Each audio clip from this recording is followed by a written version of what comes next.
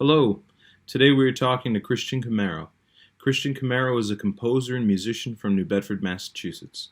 He has a new album coming out on June 20th titled Appalachian Fiction. You can find the album at christiancamaro.bandcamp.com.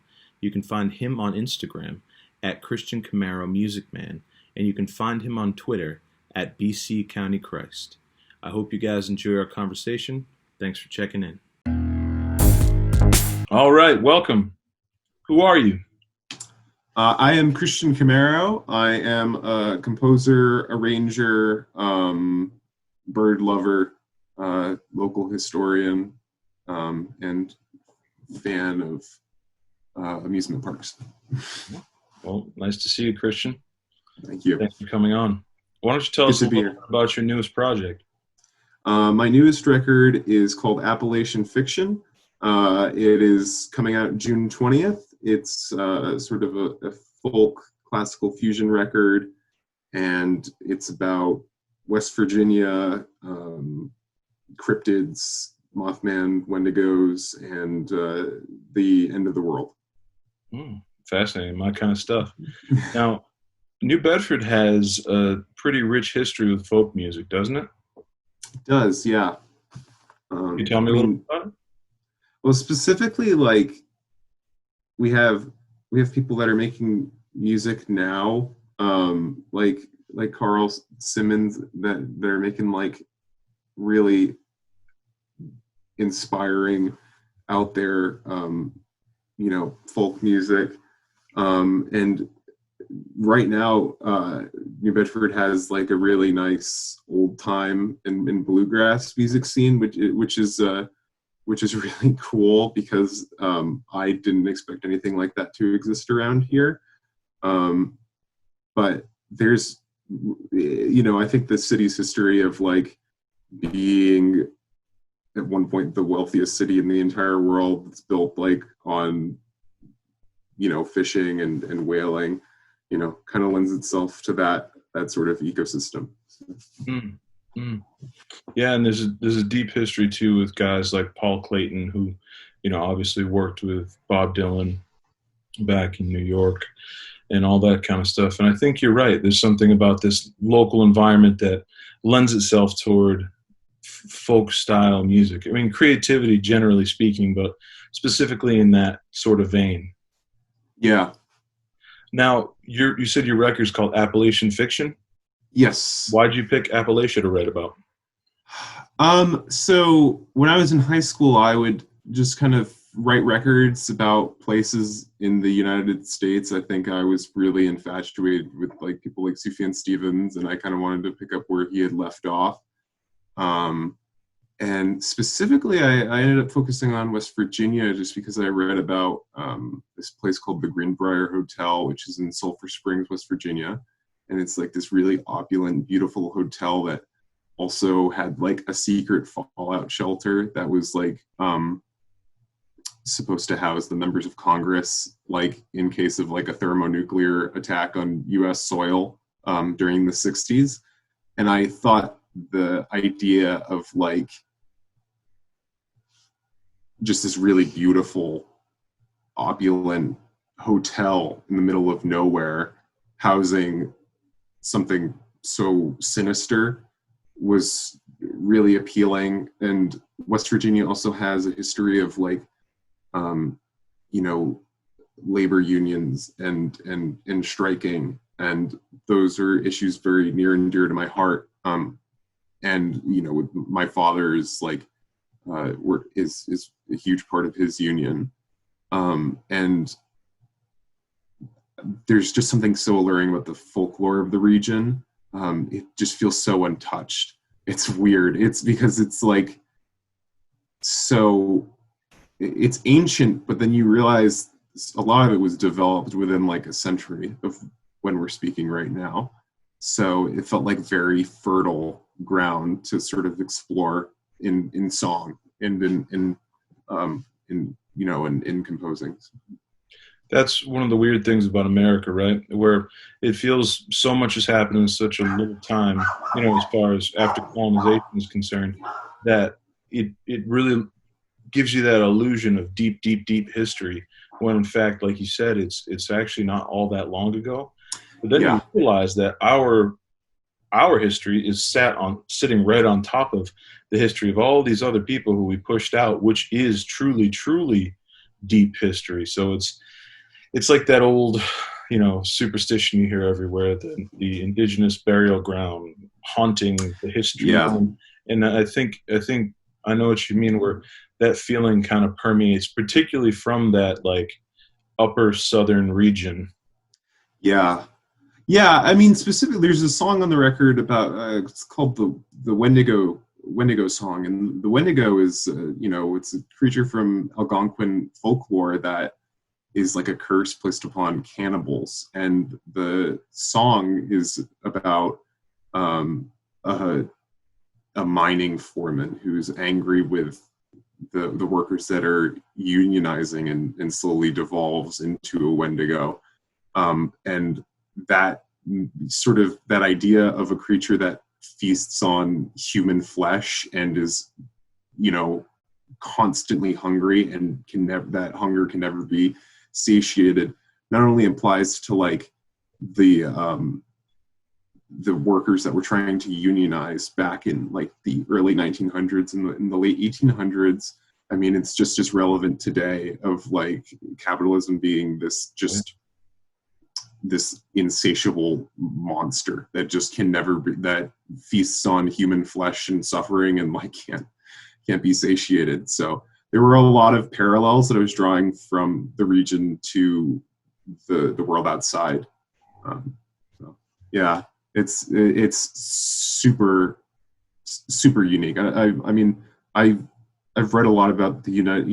I do my research on a lot of these places when I'm sort of scoping out places to write a record about. And Appalachia's kind of magical in that way. Now, when you write music, you compose, you write it, right? You use the language of music. Yeah. So Yes, I do. So when you're doing that, do you sit with an instrument first and then write? Do you hear music and then write it and then sit with an instrument? Which is the direction? I typically will write the music in a DAW, like MuseScore or something. I'll just kind of write it on sheet music and experiment with it, and use things that I typically can't hear super well, like a weird polyrhythm or something, just to see like how does that sound and what can I do with that harmonically. And then the process becomes sitting down with an instrument and learning it by rote mostly. Unless it's like a simple line, especially now, I like to do kind of, I'm trying to experiment more with weird, quirky rhythmic features that are kind of difficult to read and difficult to replicate. So I typically start with writing down the music, like on sheet music, and then I'll learn it afterwards. Mm. Now, what's your primary instrument? I'm a classical guitar major, so mostly guitar. I also play banjo, but yeah, I kind of stay in the realms of string things. That's great. I love nylon strings. Yeah. I specifically, I mean, the microphones and like Sun Kill Moon and bands like that, like kind of translating like a nylon, like, this really regal sounding and also warm instrument into like sort of like a punk lo-fi aesthetic is really appealing to me, and I think that's why I ended up choosing it as like my primary instrument. So Yeah, it records well. It records well, even when the recording situation is poor. Yeah. That sound holds up really nicely, no matter how you're recording it. I agree. Yeah. So, all right, you ready to hop into some hard questions? Absolutely. Okay. What is the first dream you remember having? I was left in the side of like my grandma's neighbor's house. It was dark, and there were a bunch of people in Halloween costumes, and I was just like a baby in like a carriage, and I just remember like being left there and like people in like skeleton costumes walking by. Wow. Was it a scary feeling? It was, yeah, it was. It was definitely alarming as a kid, because I had like no autonomy Mm. to get up and look for my mom. So I just felt like it sort of feels now like I was like a disembodied head, like on the ground, just kind of Yeah, yeah. unable to move. It's almost like looking at a television screen and having things come in from either side and not really knowing. Yeah, yeah, exactly. Yeah, or like yeah, exactly. Like a horror movie, you want to be able to move the camera around, Mhm. see like what's in the corner, but you can't. So yeah, that was my first dream that I remember.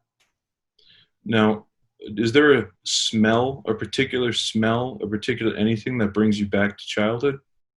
Yeah, Old Spice deodorant brings me back to my eighth grade dance where I was like I was dancing and shouting like an idiot because I I don't know. I think I just wanted people to notice me, and that might have been the start of my music career because I didn't know how to make any instruments, but I was just yelling and screaming like an idiot, Born like in the performer. courtyard. So yeah, I was very perspirant, very sweaty, and I could um, that smell of deodorant brings me right back.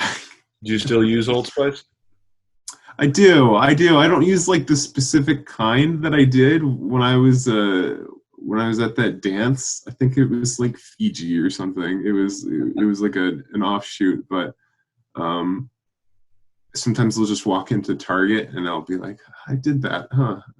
Just confronted with it. That's all right.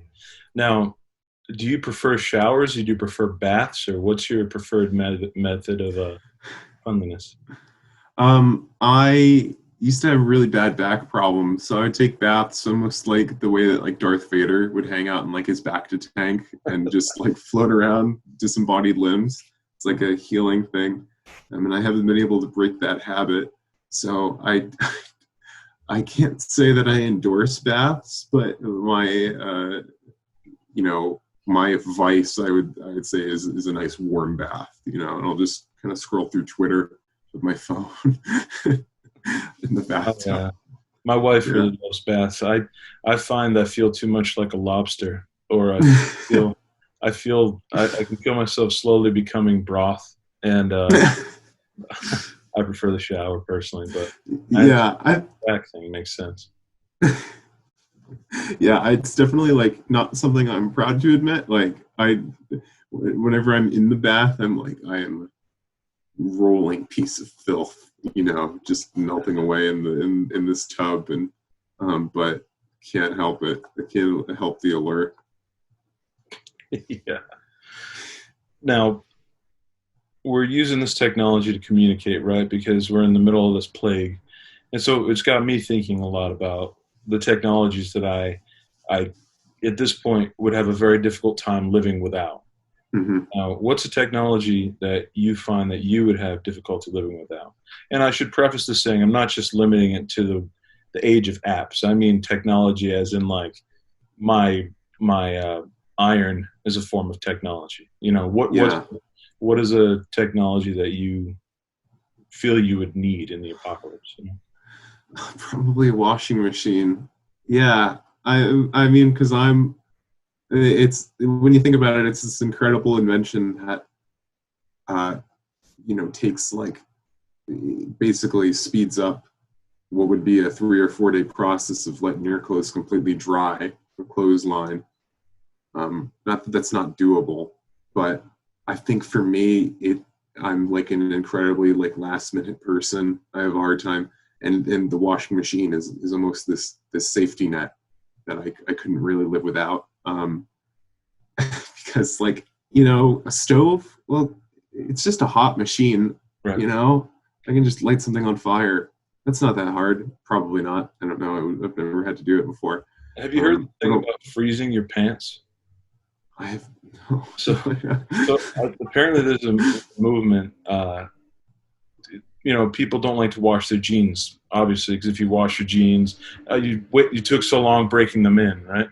Right, So right. apparently, if you were to just sort of fold them up and stick them in your freezer, the cold air supposedly kills off the bacteria that forms on your jeans, and it's supposed to be just as good as washing your jeans. Now, I've never done any scientific research into this, but I pitched this idea to everybody I know to see if somebody will do it before I do. That's actually that's a good point. I'm going to change my answer to a refrigerator freezer, because then I would not only be able to, I could kill two birds with one stone. I could wash my clothes and pretty effectively dry them too, but also refrigerate things. So that's my answer. That's what I would have in like a post-apocalyptic bunker. I've also heard of people refrigerating their deodorant. Speaking of Old Spice, spicy move, right? That's pretty good. That's the way to make it last.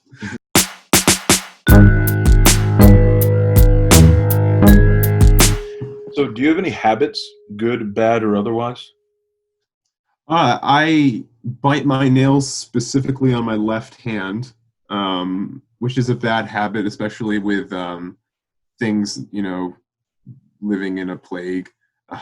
That's sort of keeping my hands out of my mouth is something that I've had a hard time with since I was a kid. But luckily, since I had to grow my nails out on my right hand to be a guitar major, I've stopped on my right hand, and now I bite specifically the nails on my left hand. And I also tend to sort of, my dad had to have a sit down talk with me one time and be like, Christian, like, you just got to make eye contact with people, and you can just look people in the ears, because it's like they won't be able to tell that you're not looking them in the eyes. But I guess my two habits that I have a hard time breaking are biting my nails and feeling an ever-present shame all the time.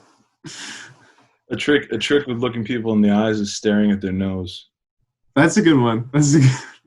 It makes.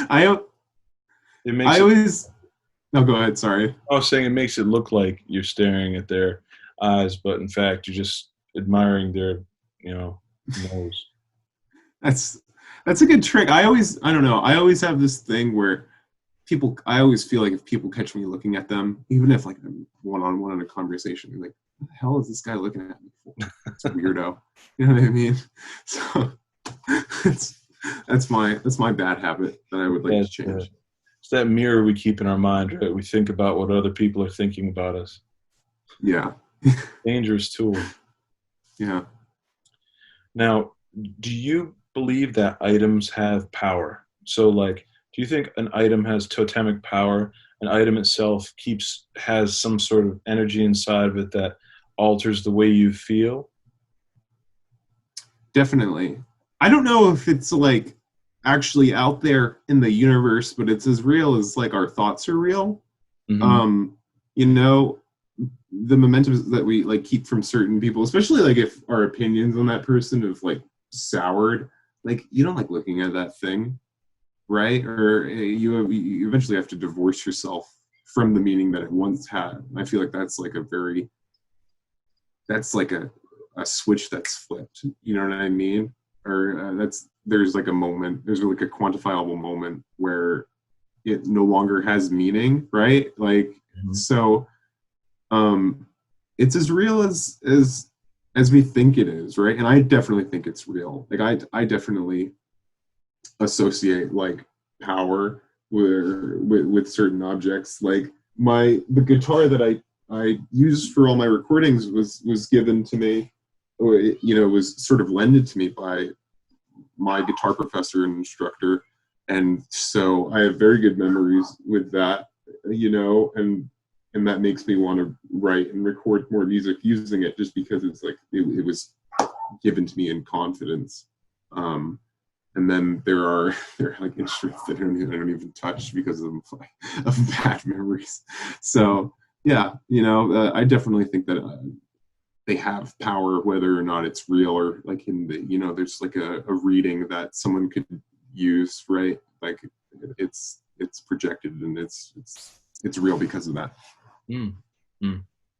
What's your ideal sandwich? Definitely avocado. It's somewhere in there. I would say probably shredded chicken, some chipotle mayo, lettuce, banana peppers, onions, and on like a toasted sourdough. That's my ideal sandwich. With avocado? Yeah, with avocado somewhere in there. Yeah. I like that. How do you feel about eating meat? What's interesting is I haven't eaten beef or pork. I really only eat chicken nowadays.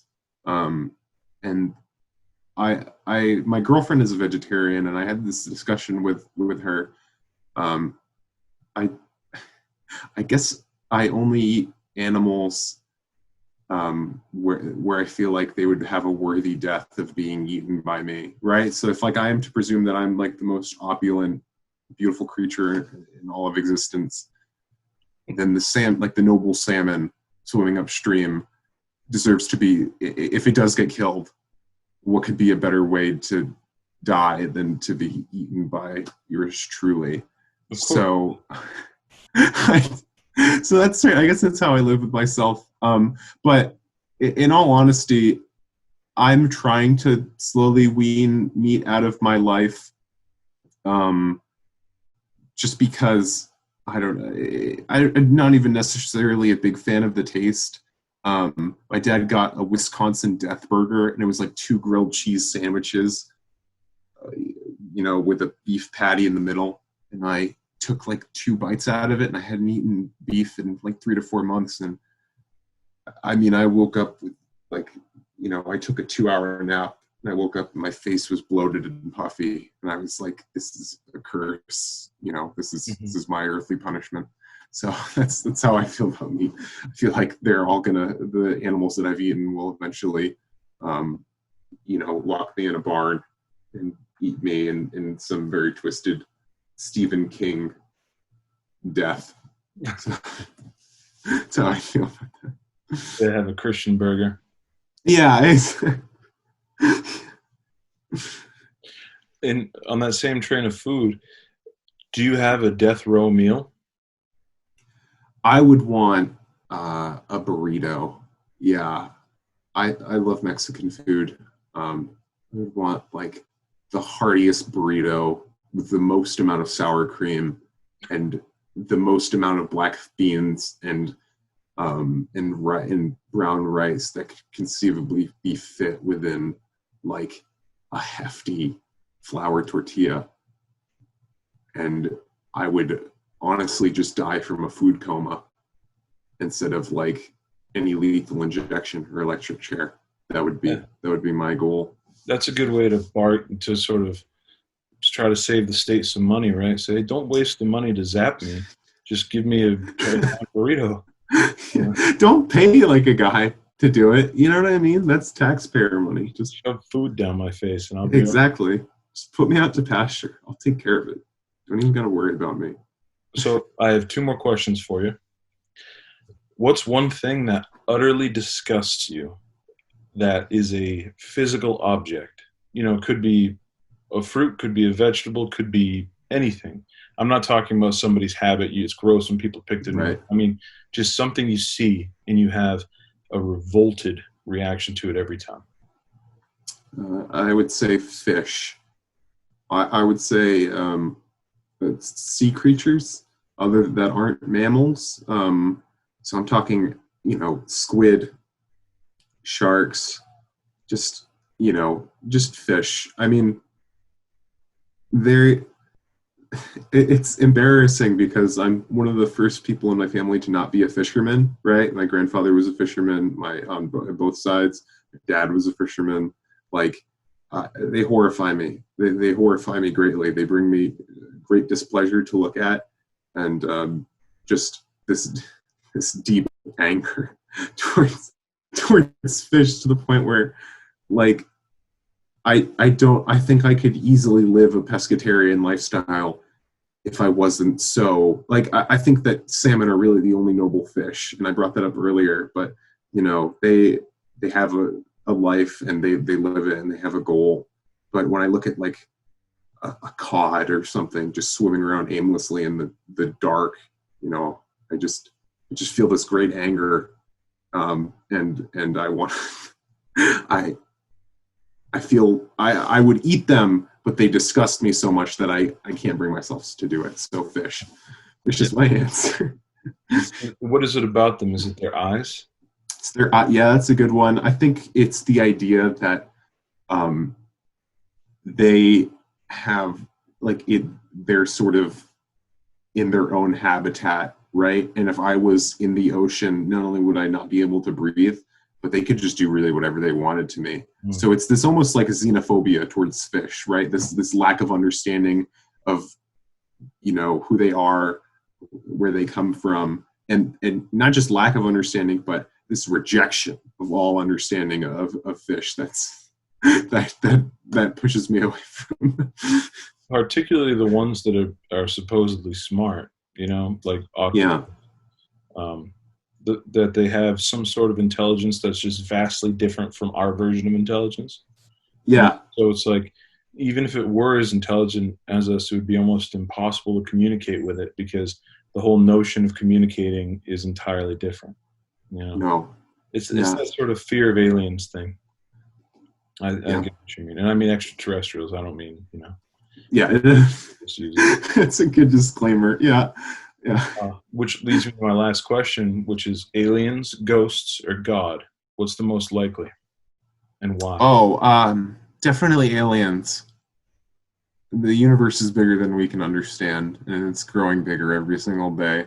So, um, as much as I would like to believe in ghosts or some kind of afterlife, I don't think that's really quantifiable for me, like to understand in any way. So I would definitely say aliens. There's life out there. There's life that's probably in the solar system, even if it's not like sentient. You know what I mean? There's tons of movies. So So, what do you yeah. think is the most likely form of extraterrestrial life? Are we talking like mushrooms on Mars, or are we talking some kind of walking lizard with relatively similar sentience to us? Yeah, I think you know, with my life within my lifespan, I definitely think that there will be, you know, there will be some kind of living bacteria, unlike Enceladus or like you know, Titan. Like there's something in the solar system that you know, we'll be privy enough to see within our lifetimes. Um, but you know, out there, you know, past the Milky Way, there has to be Mm. um, life that's similar to us. I just think that statistically it would have to exist somewhere, even if we never get to meet them, right? Or if they know, you know, they never get to meet us, it has Hmm. to be out there. One of my well, that's the what? That's the Fermi paradox, right? Isn't that what it's called? Which Yeah, yeah, question is if they exist, why haven't we seen them? One of my favorite explanations for the Fermi paradox is that they did come to Earth, but they came to Earth millions and millions of years ago. And when they landed and stepped out of their ship, they found giant reptiles who were giant carnivorous reptiles who were roaming around and eating each other. And they found insects the size of, you know, Springer Spaniels. And they said, yeah. you know what? I'm never coming back to this fucking crazy place. So see you later. So I'm with you. There has to be some kind of sentience out there. I'm not so sure it looks or thinks or exists in any similar way to us, but I'm sure it's out there. But as far as Yeah. ghosts are concerned, do you believe in ghosts in a true sense? In the true sense of the word? I want to believe. I really do. I think if you were to really put a gun to my head and like and you know, have me exercise the house, I don't even think I could do it because I don't think I don't necessarily think that it would be really there, but I really do want to believe, and I'm honestly willing to give the benefit of the doubt to ghost stories. You know what I mean? I think it's just kind of it's honestly fun to kind of leave that mystery out there in the world. So yeah, Yeah. I couldn't buy the whole energy being left over thing. yeah, I'm not sure I buy like the banging on my walls at night, but right, yeah, like definitely more of like a Lake Mungo ghost, not so much of like a poltergeist ghost, you know. and how about God? God, I think there is a like a design to the universe, and I think that there's um, I think everything in life is too balanced in a way. Even though our society is like inherently chaotic, right? Like just the fact that like bananas exist, right? And we like can eat bananas and get nutrients from the bananas, right? And like they exist in like little pods. Like I think that speaks to some kind of design principle, you know what I mean? Or like the fact that like creatures can organize in hierarchies and stuff like that, and we're not just like things like we're capable of forming relationships that have meaning to us.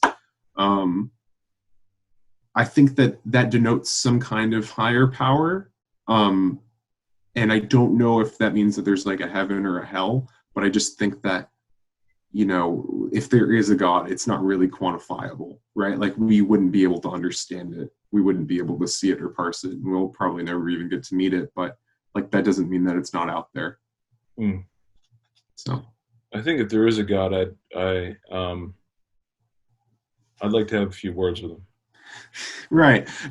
I don't think it's like a God that like sort of seeks to, there's not like a right or a wrong. I feel like we're more of like a weird experiment, you know, in self-organization and just matter. So whether that's like a collective of like scientists, or like just, maybe some Lovecraftian nightmare god that we're all just living in the dream of.